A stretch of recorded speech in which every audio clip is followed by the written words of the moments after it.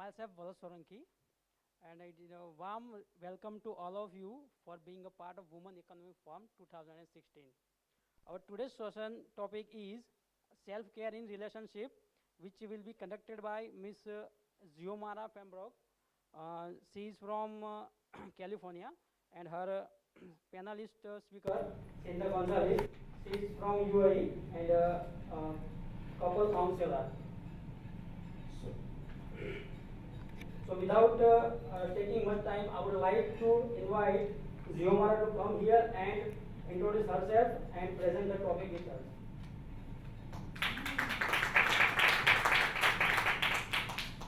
Hello.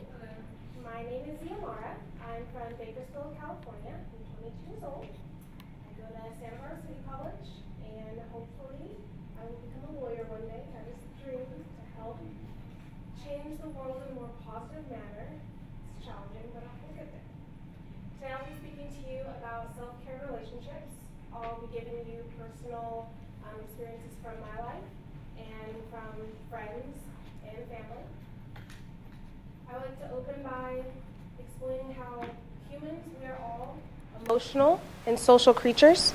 So it's very natural for us to want to share our life and our experiences that we have with people in the world. And when we're born, we're lucky to have, most of us, some of those people already in our lives, our mothers and our fathers, our sisters and our brothers. And as we grow up, we try to have even more relationships, stronger relationships and bonds with friends.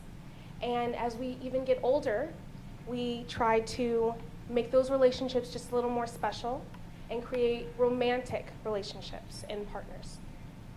And like I said before, there is nothing wrong with this, but something that we all have in common, and especially us women, because of our past of taking care of others, we can lose track of ourselves and making sure that we're okay.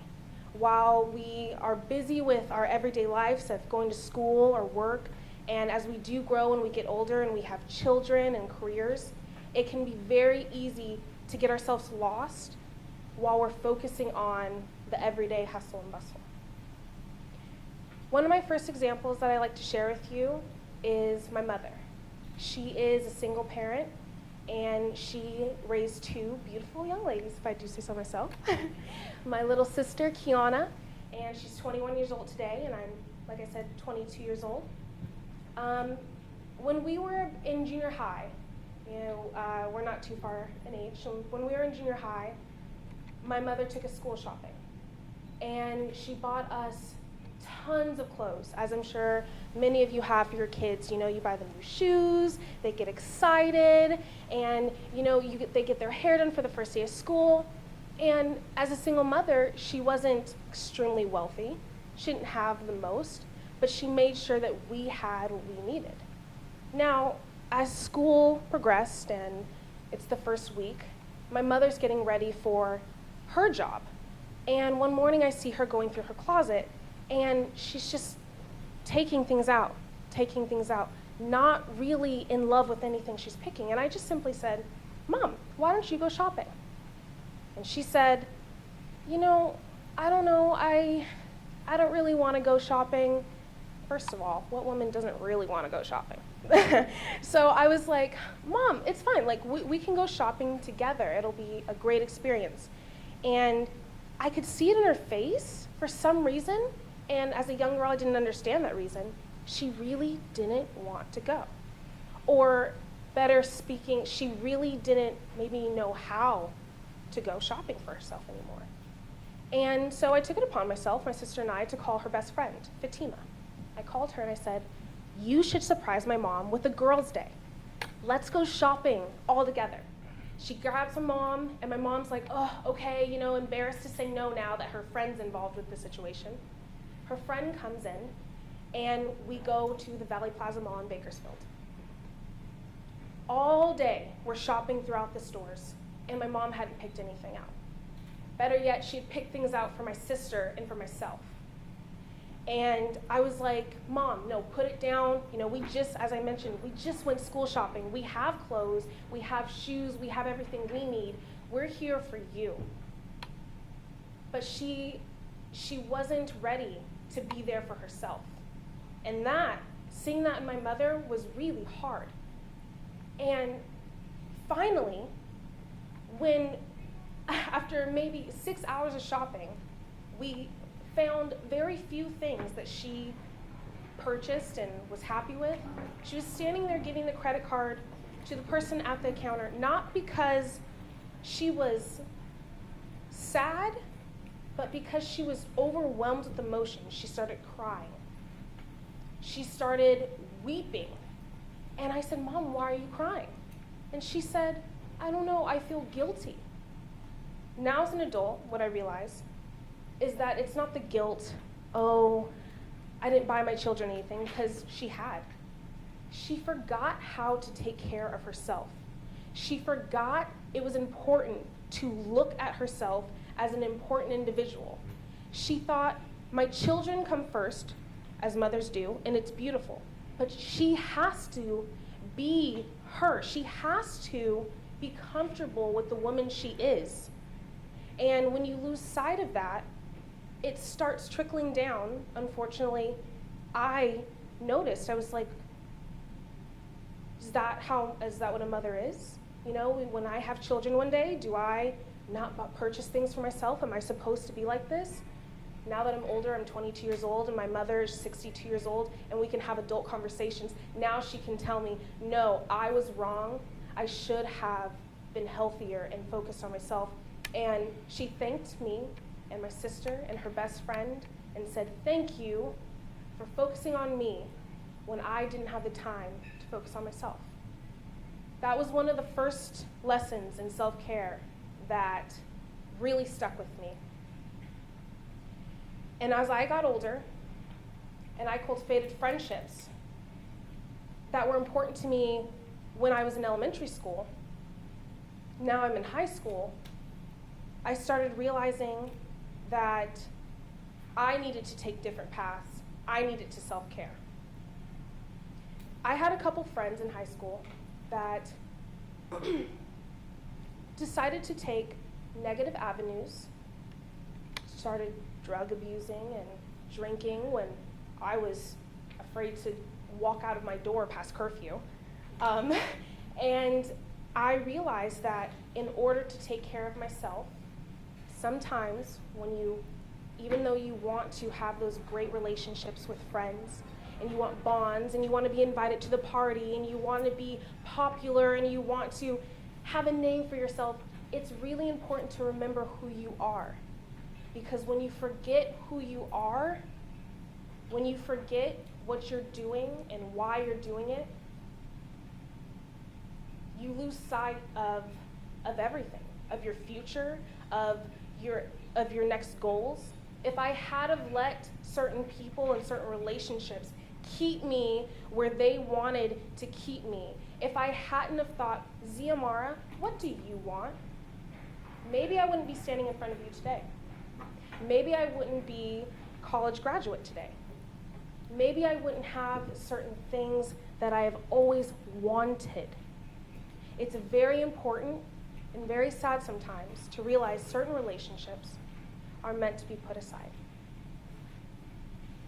And that brings me to an even more emotional type of relationship, our romantic relationships.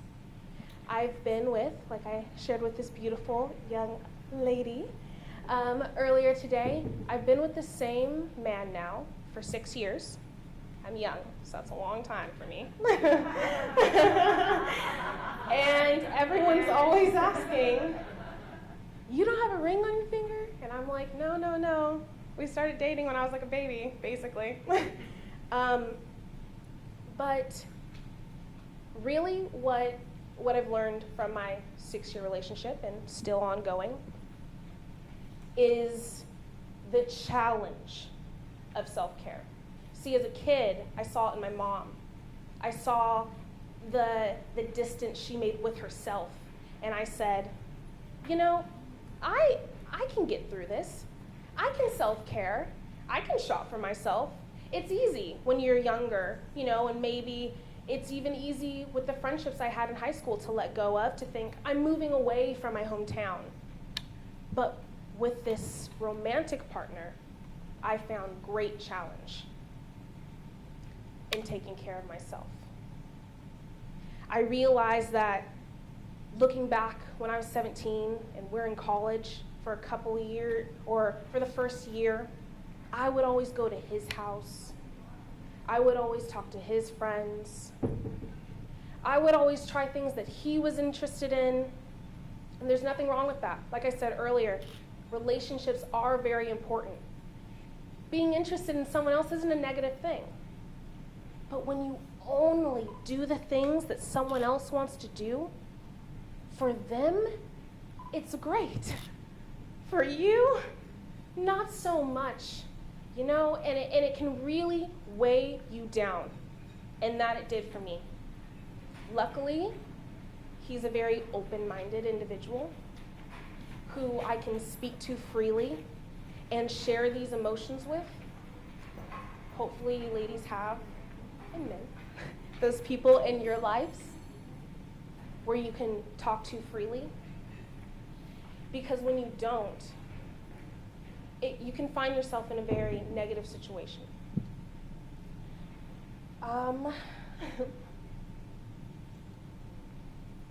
I don't want to talk about my journey too much because I want to remind you ladies that everyone's journey is very different. And self-care doesn't only go as far as the emotional side of the relationships. Self-care goes even further back in making sure that you're paying attention to your mental and your physical needs.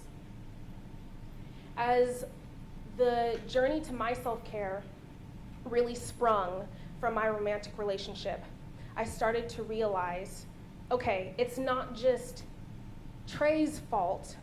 That's my boyfriend's name. It's not just his fault. I really need to focus on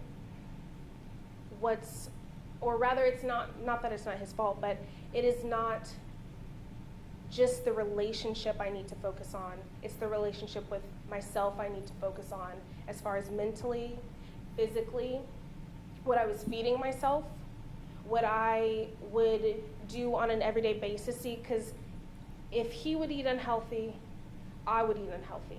So I decided to really take a moment to center myself and think, I live in Santa Barbara. I can go to a farmer's market every day. And then I thought, I need to be more active, physically active in my life to be healthier, because I did do that freshman 15 thing. I had that going on. So I decided to focus on myself in activity. I personally have a left knee injury, so I had to focus on what would be a good exercise pattern for myself. So I went through this journey of trying to run. Couldn't do it, bad knee. I found my love in yoga and relaxation. And on the beach in Santa Barbara, that's a great place to find my center. I really push you ladies to find that center, because now I have my daily routine. I wake up, I make my protein shake, and I walk to the beach. I can do my yoga on the beach, take my backpack with me, go to class.